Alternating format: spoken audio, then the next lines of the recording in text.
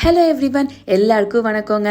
Welcome to Kayu's kitchen. இன்றைக்கி நம்ம காயூஸ் கிச்சனில் என்ன ரெசிபி பார்க்க போகிறோம் அப்படின்னா, எக் வச்சு ஒரு சூப்பரான எக் ஃப்ரைட் ரைஸ் தாங்க. ஸோ இது பார்த்துட்டிங்கன்னா ஒரு சூப்பர் ஹெல்த்தியான டிஷ் கூடங்க. இதை நம்ம சுலபமாக செஞ்சிடலாங்க. நம்ம லஞ்ச் பாக்ஸ் கூட ஈஸியாக எடுத்துகிட்டு போகலாங்க. ஸோ வாங்க எப்படி செய்கிறது அப்படிங்கிறத டக்குன்னு பார்த்துடலாம்.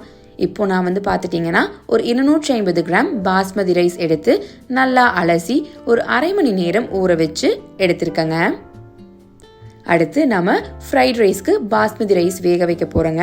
அதுக்கு நம்ம ஸ்டவ் ஆன் பண்ணி நல்லா கெட்டியாக இருக்கக்கூடிய ஒரு பாத்திரத்தில் ஒரு 4 கப் அளவு தண்ணீர் சேர்த்துக்கிறேங்க. பாத்திரம் லைட்டாக இருந்தது அப்படின்னா அடி பிடிக்கிறதுக்கு சான்ஸ் இருக்குங்க. தண்ணி நல்லா கொதிச்சு வந்ததும் ஒரு டேபிள் ஸ்பூன் எண்ணெய் சேர்த்துக்கிறோங்க. கூடவே தேவையான அளவு உப்பு சேர்த்துக்கிறோங்க. அடுத்து நம்ம அலசி சுத்தம் பண்ணி வச்சிருக்கக்கூடிய பாஸ்மதி அரிசியும் உள்ள சேர்த்துக்கலாங்க.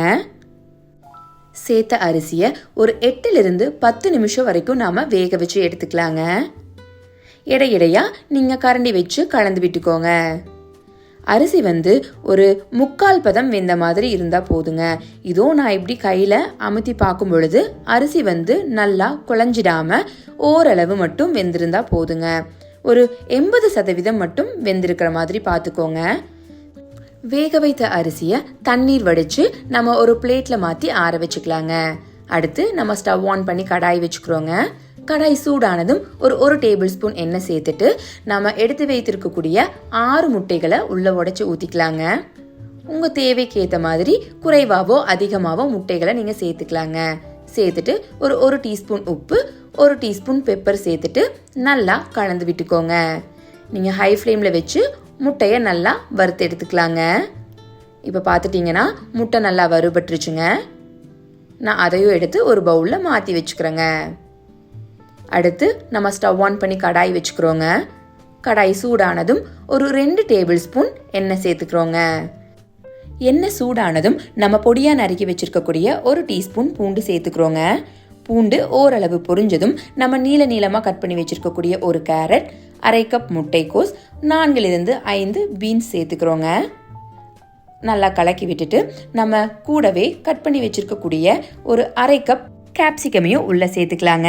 காய்கறிகள் 3/4 பதம் வெந்தா மட்டும் போதுங்க. கூடவே 1 டீஸ்பூன் டொமேட்டோ கெச்சப் சேர்த்துக்கிறோங்க. அது கூடவே 1 டீஸ்பூன் சோயா சாஸும் சேர்த்துட்டு நல்லா கலந்து விட்டுக்கலாங்க. கலந்துட்டு தேவையான அளவு உப்பையும் சேர்த்துக்கலாங்க. சேர்த்துட்டு நம்ம வேக வைத்திருக்கக்கூடிய பாஸ்மதி ரைஸையும் உள்ள சேர்த்துட்டு நல்லா சமமாக கலந்து விட்டுக்கலாங்க.